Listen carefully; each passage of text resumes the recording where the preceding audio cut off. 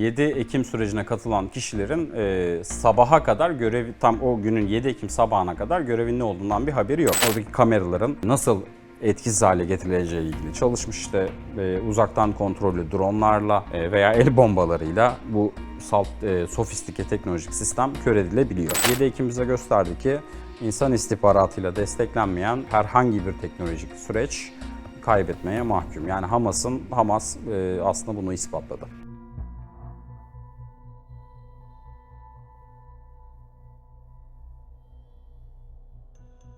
Hocam hoş geldiniz. Hoş bulduk, merhabalar. Hocam 7 Ekim öncesi Hamas bu girişimi nasıl planladı ve İsrail istihbaratından saklamayı nasıl başardı? Burada 7 Ekim'e giden süreçte bunun İsrail istihbaratının ele geçirdiği kaynaklardan bakıyoruz ki bunun planlanma süreci yaklaşık 18 ay ve 2 yıl öncesinden başlamış. Yani hemen hemen 2021 süreçlerinde başladığını görüyoruz.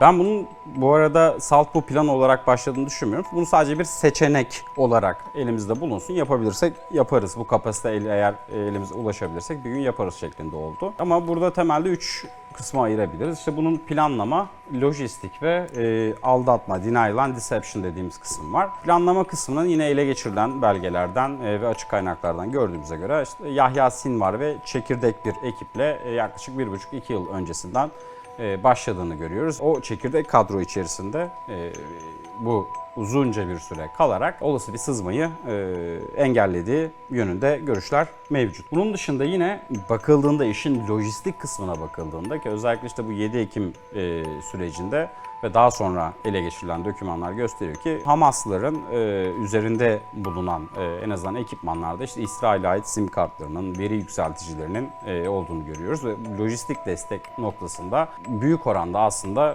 İran yardım aldığını söylemek mümkün olabilir. Bunun bir de üçüncü o aldatma dediğimiz denial and deception kısmında, yani bunu İsrail'den gizleme noktasında da bakıldığında o bahsettiğimiz yine çekirdek ekibin yanı sıra yaklaşık 3000 Hamaslı'nın katıldığı söyleniliyor. İsrail kaynaklarına göre de 1500'ü o gün etkisiz hale getiriliyor. Ve o çekirdek ekip dışında 7 Ekim sürecine katılan kişilerin sabaha kadar tam o günün 7 Ekim sabahına kadar görevin ne olduğundan bir haberi yok. Evet, bir talim süreçleri var. Bakıyoruz benzer hususlar kibbutz mantıkları, o modellere yapılıyor ama tam olarak planın ne olduğunu çekirdek ekip dışında kimse bilmiyor. Hocam İsrail için bu süreç hem bir istihbarat zafiyeti hem de stratejik bir sürpriz aynı zamanda. Bu zafiyete yol açan temel sebepler neler? Yani bu İstihbarat zafiyetini aslında 3 noktada ele alabiliriz. Birincisi teknolojik kısım, teknolojiye olan aşırı güven. Kurumsal bir zafiyet mutlaka var ve stratejik analiz boyutunda bir zafiyet var. Teknolojiye olan aşırı güven noktası aslında biraz o Magal şirketin kurduğu en son Gazze şeridindeki çit ya da bariyer sistemiyle alakalı ki bu bariyer sisteminde sensörler var. Çok ciddi anlamda otonom, bağımsız silah sistemleri var. Hani see and shoot, gördüğünde direkt ateş açan sistemler var. Bunun dışında Gazze şeridine o tarafa yönelik casus balonlar var. Sürekli kameralar izleniyor ve bu bir İsrail İstihbarat Teşkilatı'nda bir özgüven yaratıyor. Yani buradaki o şeridin 7 Ekim günü geçilen duvarın ya da bariyerin aslında geçilemeyeceğini, ciddi anlamda bu teknolojik imkanların buna izin vermeyeceğini görünüyor. Bu sahte özgüven durumu zafiyetin birinci sacağı. İkinci sacağı ise kurumsal zafiyet. Burada aslında şunu görüyoruz. Yani daha sonra yaklaşık 7 Ekim'den bir yıl sonra açık kaynaklara yansıyan süreçlerde aslında İsrail istihbaratının böyle bir plandan haberdar olduğunu görüyoruz ve buna yönelik Jericho duvarı dediğimiz bir karşı mukavemette geliştiriyor. Ve bu sürecin başlangıcı aslında şöyle, bu IDF'in yani İsrail ordusunun siber bir birim var. 8200 kod adıyla daha çok bilinir. Burada görev yapan alt düzey bir kadın istihbarat görevlisi hem Hamaslıların kendi arasındaki konuşmalarda hem de o bahsettiğimiz talim tatbikatlarla ilgili bir sonuca ulaşıyor ve bunu bir üstüne bildiriyor. Ama burada kurumsal zafiyet şurada. 8200 dediğimiz şey istihbarat toplamayla yükümlü bir birim ve analiz ile ilgili bir kısmı yok. Ve daha sonra hiyerarşik olarak üste gittiğinde o dönem görev yapan ki bu arada hala aynı görevde, onu da bahsedeyim. Yarbay rütbeli bir personel bunun hayali bir senaryo olduğunu, Hamas'ın ve İzzettin El-Kassam Tugaylarının bu noktada, bu kapasitede bir saldırı düzenlemeyeceğini söylüyor. Ama burada bitmediğini görüyoruz. Daha sonra bir istihbarat Hamas'la ilgili üst düzey personel olduğu bir toplantıda bu bulgular 40 sayfalık bir rapor haline getiriliyor. Ancak tekrar o bahsettiğimiz işte aşırı özgüvenden, teknolojiye dayalı olan özgüvenden dolayı böyle bir hususun çok da mümkün olmadığı öngörülüyor. Bilim ederine rağmen ve burada bu da işte istihbarat zafiyetinin ikinci sac ayağını oluşturuyor. Üçüncüsü stratejik analiz kısmında. Yani Hamas'ın motivasyonu ve davranış kalıpları noktasında bir yanlış, hatalı bir analiz olduğunu görüyoruz. Burada örneğin İsrail kaynaklarına baktığımızda işte Ağustos 2022 ve Mayıs 2023 tarihinde yine Gazze şehrinde İslamik Cihat'a yönelik operasyonlar var İsrail tarafından ve Hamas hiçbir koşulda buna müdahil olmuyor, bir karşılık vermiyor ve genel olarak İsrail stratejik analizi ya da İsrailli güvenlik birimlerinin stratejik analizi Hamas'ın daha çok artık işte Gazze'deki koşulların iyileşmesi ve bu noktada büyük oranda caydırıldığı daha önceki yapılan operasyonlarla birlikte ve bir karşılık vermeyeceğine yönelik bir analiz var ve yine bahsettiğimiz husus aslında Hamas'ın bu derece sofistike ve büyük bir saldırı düzenlemek için kapasitesinin olmamasına yönelik bir analiz var. Dolayısıyla işte bu da üçüncü sacaya, yani aslında teknolojiye olan aşırı bağımlılık ve bunun yarattığı özgüven, kurumsal zafiyet ve stratejik analizde yapılan hata bu sonucu doğuruyor İsrailler için. Hamas'ın istihbarat birimi Modads'ın 7 Ekim'in planlanması ve uygulanmasındaki rolü nedir? Burada tabii en başat rolü Modads oynuyor. Bu biraz daha geriden bakmak gerekirse konuyu işte 2007'de Gazze şeridinin kontrolü Hamas'a geçtikten sonra burada ciddi bir istihbari yapılanma, bir istihbarat yapılanması bahsettiğimiz Modads oluşturuluyor ve bu Hamas'ın çekirdek ekibinin içindeki de çekirdek bir ekip ve normal bir istihbarat teşkilatı gibi işte hem İnsan istihbaratı, HÜMİNT, hem koşullar el verdikçe sinyal istihbaratı. Bunun dışında yine gözlemleme vesaire gibi birçok alanda yol açıyor. Bakıldığında aslında 7 Ekim'e giden süreçte planlamada Modads'ın hem insan istihbaratı hem de teknik istihbarat konusunda önemli bir rol oynadığını görüyoruz. Şöyle açıklayalım. 7 Ekim öncesinde özellikle olayın gerçekleştiği bölgeye dair bu CCTV kamera dediğimiz işte sokak kameralarının Modads'ın siber birimleri tarafından hacklendiği, ele geçirildiği artık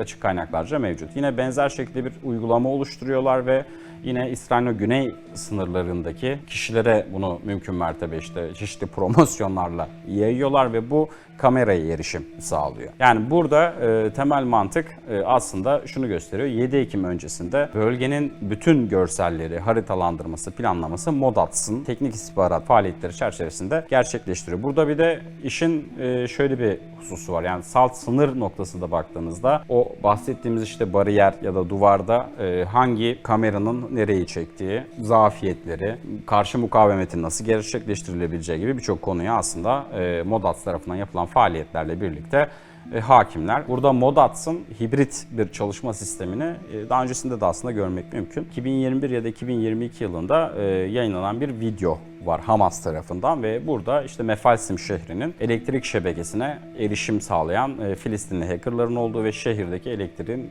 tamamen işte gittiği ile ilgili bir video var. Daha sonra İsrail yetkililer bunun aslında bir psikolojik savaş unsuru olduğunu ve herhangi bir elektrik kesintisi yaşanmadığını söylüyor. Ama şöyle bir husus var. O videoda bahsedilen iki ana dağıtım şebekesinin ismi açık kaynaklardan öğrenebileceğiniz bir bilgi değil. Ve Hamas buna birkaç sene öncesinde Modads eliyle sahipti. İkincisi insan istihbaratı, HÜMİNT dediğimiz kısım. Bu büyük oranda aslında İsrail içerisinde çalışan Filistinli veya işte Gazze'li personelin elemanlanması şeklinde oluyor ve çok ciddi bir kaynak yönetimine sahip olduğunu görüyoruz ki yani bunu şöyle bir örnekle açıklayabiliriz. Örneğin işte Raim üssü ya da Reim üssü. Siz Modads olarak bunun Google Map'ten bir görüntüsünü, yukarıdan çekilmiş görüntüsünü açık kaynaklardan elde edebilirsiniz. Daha sonra içerideki insan kaynağınızla birlikte işte o üste kaç asker olduğu, bunların işte devriye saatleri, rutinleri gibi birçok aslında bilgi elde edebilirsiniz. Modads'ın aslında bu planlamada başat rolü oynadığını görüyoruz. Yine Modads'tan da biraz bahsetmek gerekirse bu özellikle o çekirdek kadro dediğimiz husus 2010'dan sonra kurucularından bir tanesi Muhammed Debabek ki 2022 yılına kadar da burayı oluşturuyor. 2022 yılında daha işte Hamas'ın uluslararası ilişkilerini denetlemek için siyasi büroya atanıyor. Ondan sonra Wael Issa yine geliyor ki Wael Issa da karşı istihbarattan yani yapılan faaliyetin en temelde İsrail veya diğer aktörler tarafından bilinmesini engelleme noktasında. İşte İKK faaliyetinin başında Wael Issa geliyor ki daha sonra Wael Issa bir suikastle öldürülüyor. Yine tam öncesinde bakıldığında 7 Ekim'e giden süreçte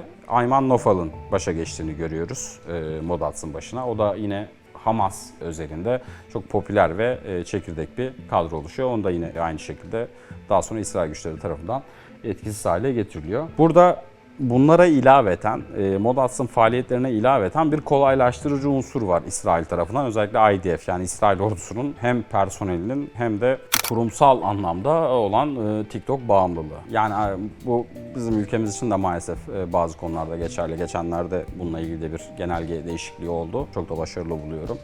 Destekliyorum bu konuyu.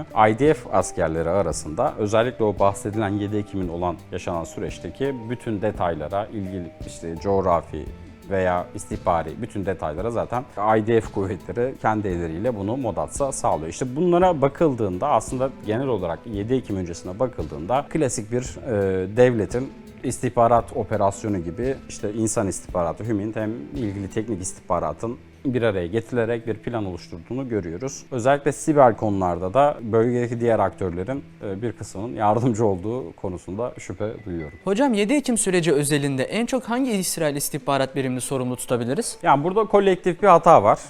Salt bir istihbarat kuruluşunun değil ama bunu aslında parçalara ayırarak biraz görev tanımlarıyla analiz etmek mümkün. Şunu söylemek mümkün. En büyük hata IDF'in istihbaratında, çünkü oranın güvenliğinden birebir sorumlu olan birim IDF. Özellikle işte Gazze şeridi ve İsrailli yerleşimlerin kısmında. Ama şimdi baktığınız zaman Mossad'ın daha önce de belirttiğimiz gibi yine Filistinli toplumların içinde gönderdiği ve ilgili bilgi edinme amaçlı görevlendirdiği personeli mevcut. Buradan bir zafiyet var. Yine Shin Bet'in ki iç istihbarattan ve İKK'dan sorumlu bütün bu olaylar planlanırken bu noktada daha fazla hulledememesi sebebiyle bir sorumluluğu var. Ama tekrar dediğim gibi SALT oranın fiziksel ve istihbari güvenliğini sağlama konusunda başarısı olduğu için bu İsrail ordusunun istihbaratına yazar diye düşünüyorum. Gazze ve İsrail ayıran duvarın tarihçesi, yapısı ve 7 Ekim'deki rolü nedir? Birinci planda aslında bir tarihçe kısmına bakmak lazım. Buradaki duvar ilk olarak 1971 yılında bir basit bir çit sistemiyle, ki o zaman bir general olan Ariel Sharon tarafından, siyasetçi değil asker kimliğiyle başlatılıyor. Daha sonra Oslo görüşmelerine kadar 94'e kadar orada duruyor. Ve bu süreçte daha geçirgen bir yapı var. Yani Gazze şeridi ve İsrail arasında, çünkü basit bir çit ve bir etkileşim söz konusu. Daha sonra 94'ten sonra Yitzhak Rabin'in, dönemin İsrail Başbakanı'nın bunun bir tık daha teknolojik versiyonu o dönemin koşullarıyla değiştirdiğini görüyoruz ve bu aslında o aradaki geçirgenliği büyük oranda engelliyor ve 7 Ekim'e gelen süreçte özellikle son 5-10 seneye baktığımızda yeni bir Magal şirketinin, İsrailli bir güvenlik şirketidir ki eski İsrail istihbarat personellerinin yönetim kurumunda olduğu bir şirkettir. Yapıda bir daha teknolojik bir duvar ve bu duvar sensörlerin olduğu, bahsettiğimiz gibi otonom silahların olduğu ve her santimetre karesi güncellenen ve görünen bir husus. Bunun getirdiği özgüven var. Ama bu günümüzde aslında SALT Filistin, İsrail üzerinde değil, genel olarak herhangi bir devletin istihbarat teşkilatında da o yaşanan ikilemle ilgili oluyor. Yani evet, teknolojik imkanlar çok gelişti ama insan istihbaratında boş bırakmamanız gerekiyor. Mesela örneğin oradaki kameraların nasıl etkisiz hale getirileceği ilgili çalışmış, uzaktan kontrollü dronlarla veya el bombalarıyla bu sofistike teknolojik sistem kör edilebiliyor. Bununla birlikte burada arasında aslında 7 Ekim sürecinde aradaki farkı Hamas'ın HÜMİNT'te, yani insan istihbaratında İsrail'e göre çok daha başarılı olması katlıyor ve burada temel süreç şuydu. Yani 7 Ekim'den öncesinde ortalama bir İsrailli siyasi karar alıcısı için aslında Gazze problemi çok da önemli bir husus değildi ki özellikle son 5-10 senede IDF'in, İsrail ordusunun komutanlarının bunun teknolojik olarak ne kadar güçlü olduğu ile ilgili böbürlendiği kamuoyuna düşen açıklamaları da var. Ama 7 Ekim bize gösterdi ki insan istihbaratıyla desteklenmeyen herhangi bir teknolojik süreç kaybetmeye mahkum. Yani Hamas aslında bunu ispatladı. Kurumsal zafiyet noktasında şunu da görüyoruz. Yani bu Yom Kipur sonrası İsrail istihbarat topluluğu içerisinde İbha Mistabra dediğimiz ya da alternatif düşünce veya şeytanın avukatlığı ekolü dediğimiz bir husus var. Bu da şu: istihbarat birimleri içerisinde rütbeden ve klasik hiyerarşiden bağımsız normal groupthink dediğimiz beyin fırtınası ya da esas görüşün aksinde bir alternatifi olduğunda bunu mutlaka bir şekilde sunduğunda dikkate alınması gerekiyor ama 7 Ekim sürecinde bunu da görüyoruz. Burada İbha Mistabra'nın çok da aslında işletilmediğini görüyoruz. Yani olası bir hiyerarşi ve rütbeden bağımsız olarak bir alternatif sunmak gerekliliğine rağmen bir çavuş olan o V dediğimiz kişi 8200'de çalışan gayet üstü hiyerarşi işte yarbay tarafından bu hayali bir senaryo olarak reddedilebiliyor. Hocam eklemek istediğiniz bir şey var mı? Teşekkürler. Biz teşekkür ederiz. Kapatabiliriz. Yani burada temel mantık aslında şunu gösteriyor. 7 Ekim öncesinde bölgenin bütün görselleri, haritalandırması, planlaması MODATS'ın teknik istihbarat faaliyetleri çerçevesinde gerçekleştiriyor.